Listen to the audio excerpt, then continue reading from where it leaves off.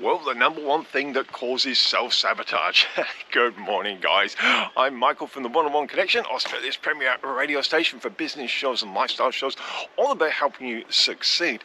Look, the number one thing that causes self-sabotage, and this came across the other day. Again, somebody said this to me, and I just don't get it.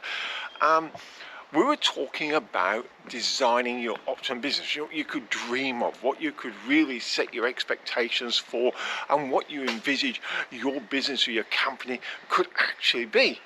And they said, but if you don't believe you can achieve it, you're probably not going to go for it. So you probably have to be a little bit more realistic, have something that you can actually believe in.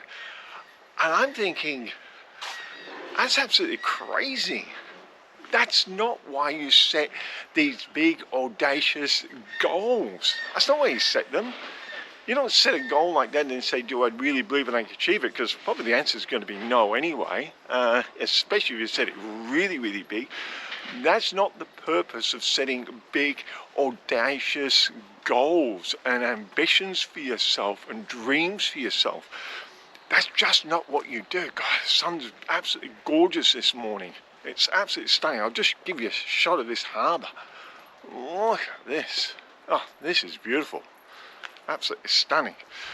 So that's not what you do. Why are you setting big goals? I tell you why you're setting them. Oh, look at this bird.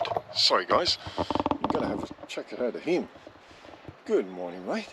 Oh. There we go. Off he goes. Now, right, yeah, so that's not the reason you set it. You set it so it gives you a template, it gives you signposts of how you should be building your business. So, I'll give you a live example. So, as a few of you know, I'm an artist, so I do portrait painting. And when I decided to go professional with it, I thought, right, what standard am I going to set myself? And I said, I know what I'd like. I would like one of my art pieces to be auctioned at Sotheby's or, in a top gallery. And because I'm a portrait artist, I went and win the Archibald Prize. I live in Australia, and that's a premier prize to win in Australia.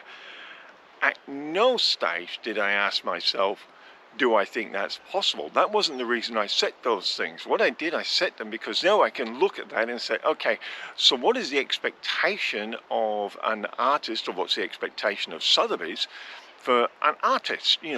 What are their rules, and do they have unwritten rules? And it turns out they do have unwritten rules. What they like to see in their artists, not the artwork, but the actual artists themselves. They like understated. They like a lot of white on the websites. They like small font, old-fashioned font, just plain like Times New Roman. And it gave me all these things that I could design my website, I could design my LinkedIn page, my Facebook page, and I could design it in a style that is acceptable to them, because you're always looking at the customer, right? They were a customer. And then I looked at the Archibald and I started having a look at what they wanted, what their expectations of artists were and what their unwritten rules were. And what they gave is me a template to then design my business around. So it's what I say, always start as you intend to finish. Now, say you were a bookkeeper and you said, I would like to have an international franchise bookkeeping firm under my brand. Well, again, you're going to have to look at the customer. So you're not asking, can you do it? You're just saying, so if I was to do that, what would be some of the expectations? This is the questions you're asking, not whether you can. What are the expectations? So I'd be going, well, if someone was going to join my franchise, what is it they'd be wanting? Well, they'd want a system. Maybe they want leads generated. They want a powerful brand. Maybe they want to have get-togethers, every 6 months, those big convention things. I don't know. You're going to look and see what other people are doing in that realm and say, aha, this is how they managed to build an international brand that way. Say you're a consultant or a coach and you say, I want to be an international consulting coach, travel the world, get on the stages, 3,500 people in the audience, and that'd be fantastic. And I'm going, absolutely brilliant. That sounds really exciting.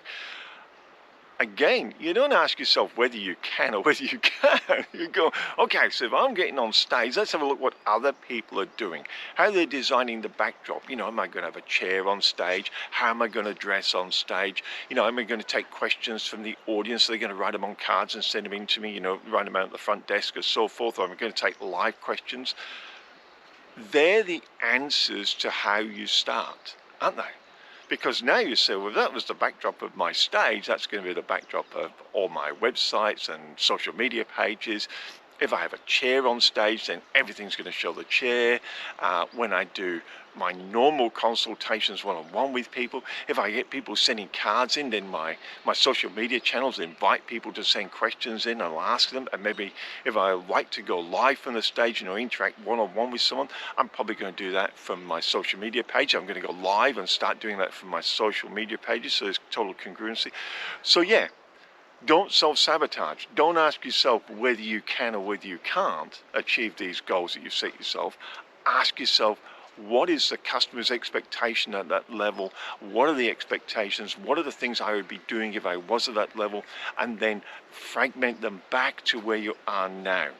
It's what I call working on the mission. 80% of your time should be working on your mission, and 20% of your time should be working on your business. That's how you really go.